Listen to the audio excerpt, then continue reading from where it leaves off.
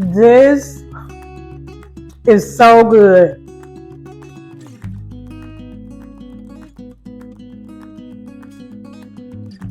Hello, today I'm in the garden and I'm going to harvest some of my parsley.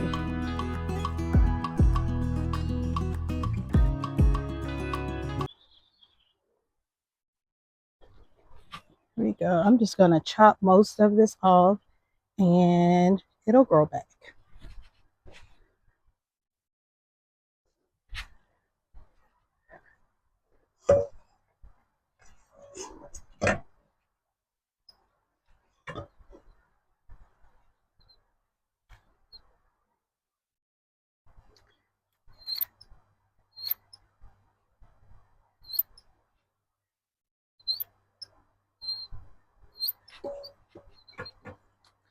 And I'm going to use this to make my chimichurri sauce.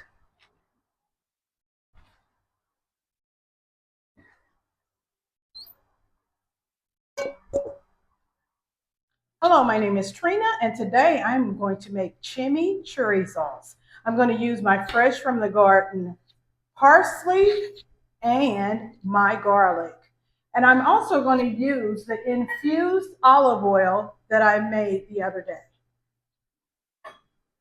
You can use the food processor, but today I'm going to just use my knife.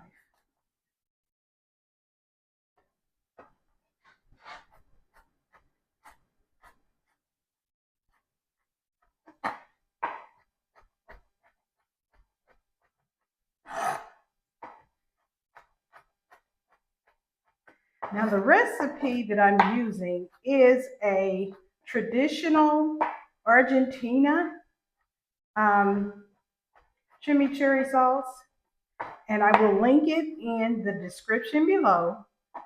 But one good thing about making something, you can always add flavors that you like. You can always put in substitutions. One of the things I will add to this is lime, because I'm going to use this. I'm making you can use I guess, this over a flat steak or a skirt steak or any type like a ribeye. But I'm going to make a flat steak on the grill, and I'm going to use the chimichurri sauce as a topping. And I love lime on my steaks, on my skirt steak, or any type of steak that I grill.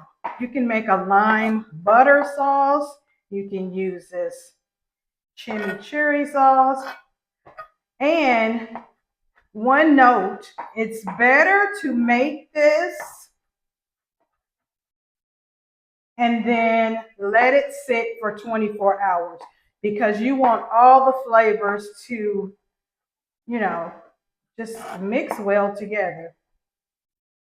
So I have my garlic, and you use 3 to 4 cloves of garlic, a half a cup of and I'm going to be mixing everything up in this jar.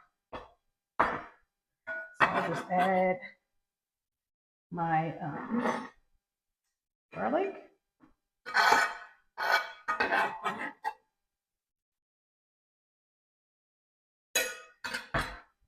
A teaspoon of salt. Get this over here so you can see it. And I use a coarse salt. A half a teaspoon of pepper. And the recipe says a fresh pepper, a fresh red pepper, but I'm going to use dried red pepper, and I'm only going to put a little bit of this in here. So if you're using fresh pepper, fresh red pepper is going to be a tablespoon. And then dried oregano.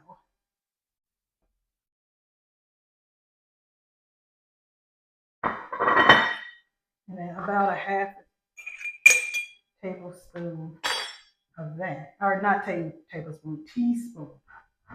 Now you do use a half a cup of olive oil. And there I go. This is the infused garlic olive oil that I made the other day. I'm gonna pour it in the jar. The thing is looking good already.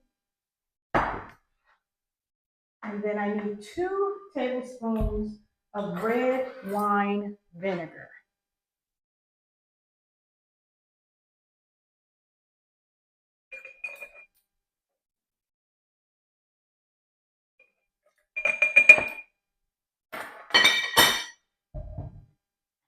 And my fresh from the garden parsley. Here. So I've washed my parsley. And what I'm going to do is just pick the leaves off. And I'm going to come back after I'm finished. Going back, and I'm just going to chop this up. Like I said, you can put this in the food processor or you can chop it up yourself.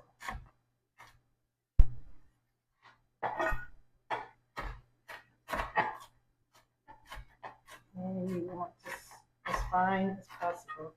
The food processor sometimes just chops everything up until you can't even tell what it is anymore.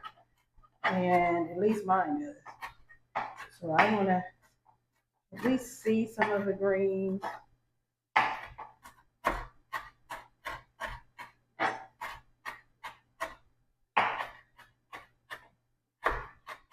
Oh my goodness, this smells really good. There are, I don't know, thousands, hundreds of ways that you can make this. But I thought it was a good idea to just start with the basics of the original or the traditional way to make this, because you can add all types of things. I've seen so many recipes out there, and they've had shallots in it, they've had onions, they've had smoked paprika, and these are some of the things you can do and make this recipe your own. So there we go. We need a half a cup of this. And it looks like it may be a half a cup of it. Probably more. I'll put all of it in there.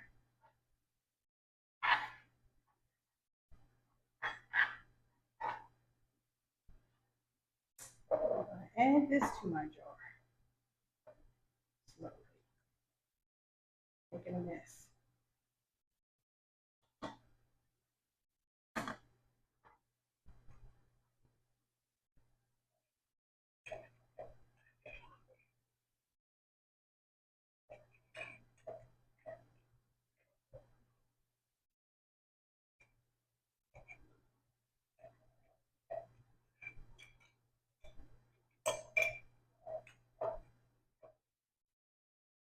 So I went and got a fresh spoon so that I can taste it. You always taste your food to see if you need to add anything else to it.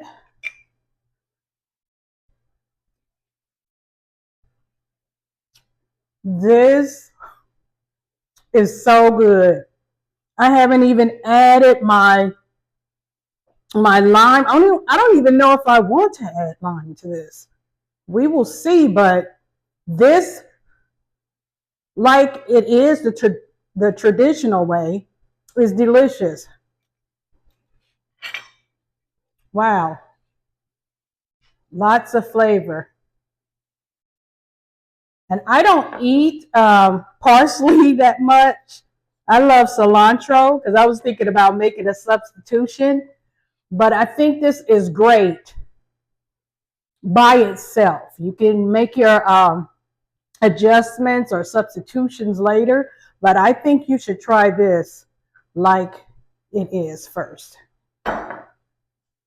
It is so good.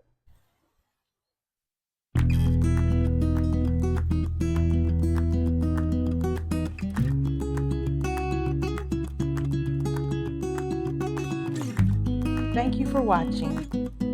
Don't forget, like, comment, and subscribe.